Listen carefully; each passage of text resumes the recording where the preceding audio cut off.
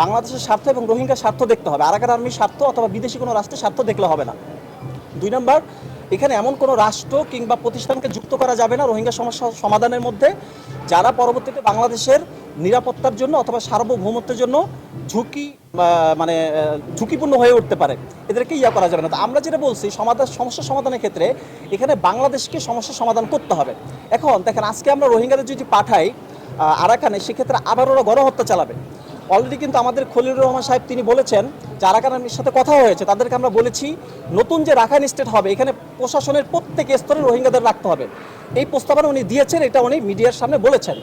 কিন্তু এই প্রস্তাবনা দেওয়ার পরেও কিন্তু আমরা দেখছি প্রতিদিন রোহিঙ্গা মারছে, রোহিঙ্গাদের বাংলাদেশে পুশিং করছে।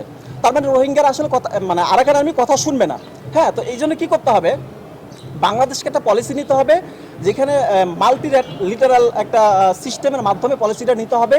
অন্যান্য রাষ্ট্র অথবা প্রতিষ্ঠানকে এখানে রোহিঙ্গা সমস্যা সমাধানে যুক্ত করতে হবে যারা বাংলাদেশের বন্ধু রাষ্ট্র। ঠিক আছে, বিশেষ করে রোহিঙ্গারা যেহেতু মুসলমান, আপনি দেখবেন 2017 সালে যখন রোহিঙ্গারা বাংলাদেশে আসে মিয়ানমার থেকে, তখন আরাকান তুরস্কের ফার্স্ট লেডি তিনি চলে এসেছিলেন। হ্যাঁ, কাতার সহ মালয়েশিয়া, ইন্দোনেশিয়া মুসলিম রাষ্ট্রগুলো বিবৃতি দিয়েছিল, গাম্বিয়া ইন্টারন্যাশনাল কোর্টে মামলা করেছে। এই যে যারা আগ্রহী রাষ্ট্র আছে এদেরকে নিয়ে আসতে পারে বাংলাদেশ সমস্যা সমাধান করার জন্য।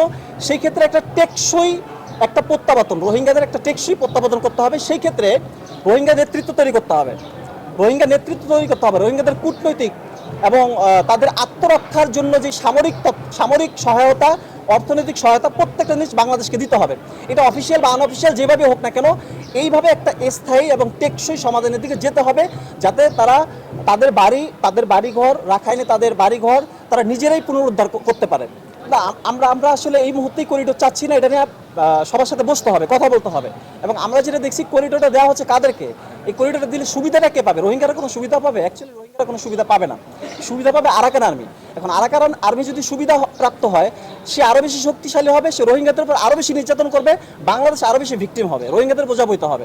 সো এটাকে আমরা সমস্যার সমাধান মনে করি না। আচ্ছা, একটা ব্যাপার এখানে আছে, ব্যাপারটা হচ্ছে রোহিঙ্গাদের যে আমরা যে টেকসই প্রত্যাবাসন দিব, তাদেরকে দেওয়ার জন্য কিন্তু তাদেরকে আরাকানে ফেরত যেতে হবে, রাইট? তাদের বাসা বাড়ি ওখানে।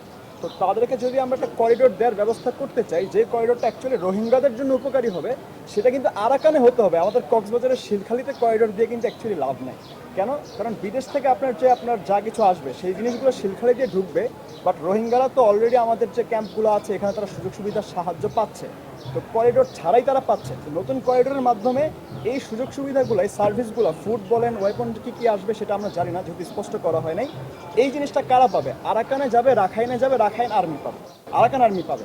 এখন যদি আমরা লং টার্মে করিডোরের চিন্তা করি, যেমন ধরেন জাতিসংঘের যে মহাসচিব উনি কিছুদিন আগে আসছিলেন, বাংলাদেশে আসছেন, রোহিঙ্গাদের সঙ্গে ইফতার করেছেন, বাংলাদেশে কথা বলেছেন। আমরা তো হচ্ছে এক পায়ে খাড়া, আমরা তো চাই রোহিঙ্গারা ওনাদের দেশে ফেরত চলে যাক। রোহিঙ্গারা কিন্তু এক পায়ে দাঁড়ানো, ওরা যেতে চায় ওনাদের দেশে। এখন যেতে চায় না, মানে নিয়ে যেতে চায় না কারা? আরাকান আর্মি চায় না। তো জাতিসংঘের পক্ষ থেকে যদি কথা বলতে হয়, আপনার রাজি করাতে হয়, করিডোর দেওয়াতে হয় কাউকে দিয়ে, সেটা কাকে হবে? আরাকান আর্মিকে রাজি করাতে হবে। সেটা মাল্টিল্যাটারাল যে সিস্টেমের কথা ভাই মাত্র বলেন, সেটার মাধ্যমে হতে পারে, রোহিঙ্গাদেরকে এম্পাওয়ার করার মাধ্যমে হতে পারে। দেন যেটা হবে, রোহিঙ্গারা যখন প্রত্যাবাসন ওখানে হবে, করতে যাবে, তখন আরাকানে করিডোরটা তৈরি হবে, যেই করিডোরের মাধ্যমে, আরাকানে করিডোরটার মাধ্যমে রোহিঙ্গারা হচ্ছে তাদের যে হোম আছে, তাদের যে হোমল্যান্ড আছে, সেখানে তারা ফেরত যেতে পারবে। কক্সবাজার শিলখালি দিয়ে তো তারা কোথাও বের হবে না। তো তাদের তো এখানে আসলে যে করিডোরটা দেওয়া হবে এটা আসলে রোহিঙ্গাদের কোনো উপকার হবে না। জিনিসটা হচ্ছে এটা, আপনি করিডোর যদি দিতে চান, প্রথম কথা হচ্ছে সরকার দিতে চায় কি চায় না। সরকারের যে প্রেস সচিব আছেন, যারা বিভিন্ন জায়গায় বসে আছেন, তাদের কথা তো কোনোভাবে স্পষ্ট নাই। যদি স্পষ্ট করতো যে আমরা করিডোর দিতে চাই, তারপরে সেই করিডোর রোহিঙ্গাদের পক্ষে যেত না। হ্যাঁ, সেই করিডোরটা এখন কাদের কাছে যেত? আর রাখাইনের কাছে যেত, মানে রাখাইনের পক্ষে যেত বা আরাকান আর্মির পক্ষে যেত। এটাও আসলে আমাদের জন্য কোনো কার্যকর কিছু হতো না।